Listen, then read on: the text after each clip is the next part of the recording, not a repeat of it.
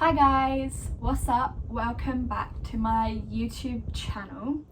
Now today we're going to be talking about the deaf community and what is it? And I was asked by Jessica, my last video, I hope I said that right, to answer what capital D and lowercase d mean in the deaf community. So for me personally, I'm a lowercase d and this video is from my viewpoint. I am not overly involved in the deaf community and I'm kind of sad about that because I wish I was, but it's slightly difficult to sort of get into sometimes when you grew up very mainstreamed. And yes, I have deaf friends, and yes, I can sign, but I'm not completely involved in the deaf community. That's okay, you don't have to be, it's a community. So yeah, let's get started. So a capital D means what?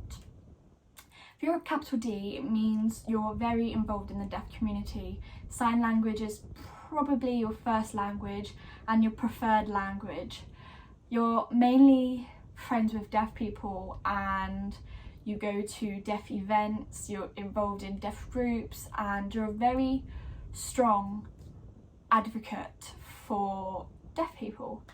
And you probably went to a deaf school, and sign language is very important to you.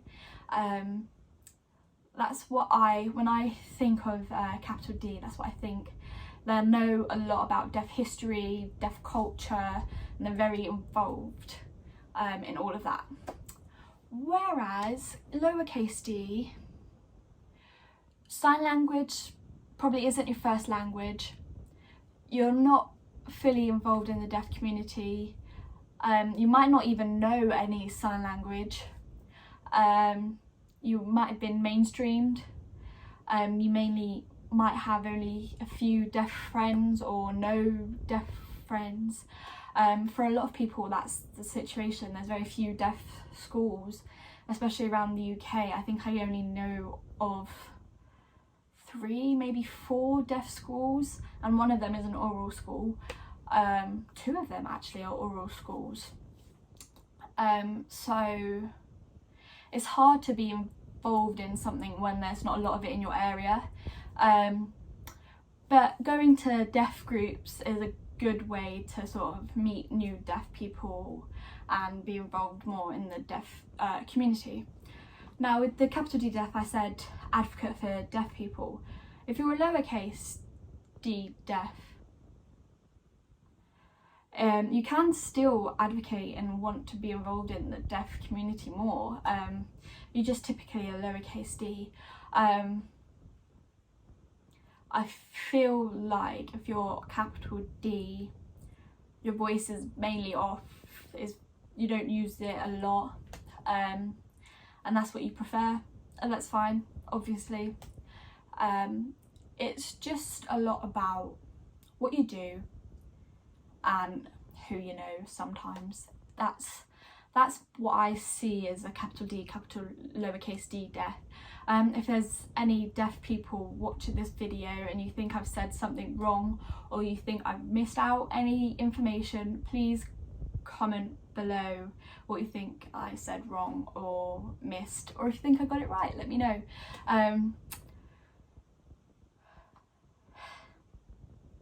Because yeah, again, as much as I like signing and I want to be more involved in the deaf community, or I want to help and support more deaf people, and that's what I want to do for work, it doesn't mean that I automatically know everything, because I grew up mainstreamed. So for the first sort of 10-11 years of my life, I had no idea about the deaf community, no idea about sign language, no idea that there was a lot of other deaf people in the world.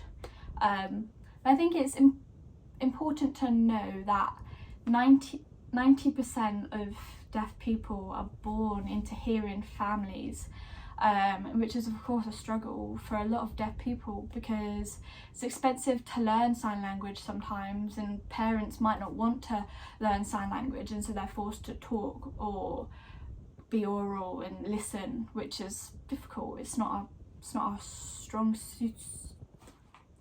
It's not our strong point. So yeah, but I also wanted to talk about deaf history, because it's an important part of deaf culture and deaf community and deaf culture.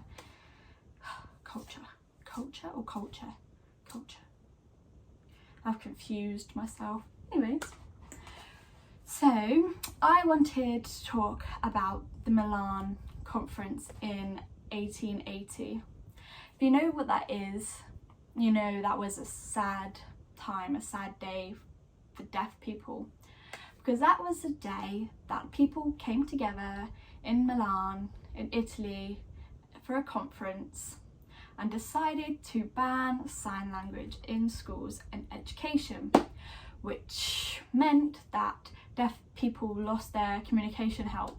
They were forced to listen, to talk, and obviously that infected their education because they struggled to listen, and the equipment back then, it's nothing like what it is today. So that was a really bad time. I think it took about 20 years before it was reintroduced, so that's a few thousand deaf people missing out on education, which affects their ability to get jobs and go up in the future. It means they go kind of downwards. If the angle has changed, I'm sorry about that. There was a knock at the door, and I got some new earrings, so that's fun. What I was saying was, it meant that obviously the deaf mental health, everything just declined. People were working, it just declined. It just wasn't good. Now, what my aim is, what my future dream goal is, to work with deaf people, and to sort of help them with education and jobs and things, because there's still so little support for so many deaf people.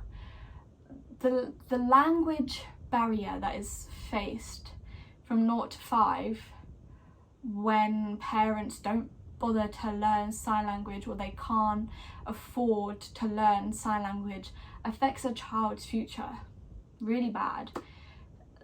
It just puts them behind, and it's not fair to them. So I would love to be able to help them with education.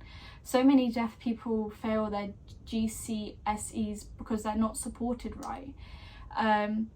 And the same with jobs, they're just not supported. And it's not right. So I want to be able to help them get a job, get their education, pass their exams, have more deaf people go to university and go up in life,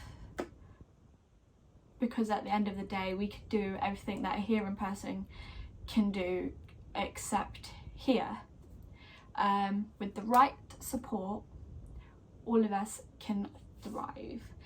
And yeah, I think that's all I wanted to say in this video. I feel like I've confused myself so much with forgetting. I'm not very good at remembering things. I have some notes. There's very few notes because I'm bad at taking notes, but we move. So yes, I hope it answers your question. If it doesn't, let me know and I'll try and answer it in the comments. Or if you have any other questions that you want answered and you feel like I should do a video on it, Please let me know. I will try my best to answer all the questions you have. Of course, I'm speaking from my experience in my life and what's happened and what I know. Of course, I'm not gonna know everything because I am just a person, but I will always share what I know and what I believe, and what I've been told and how I've been taught, I guess, with you. So yes, I hope that helps. Thanks for watching. Yeah, appreciate it. Like, comment, subscribe if you haven't, and I'll see you in the next one.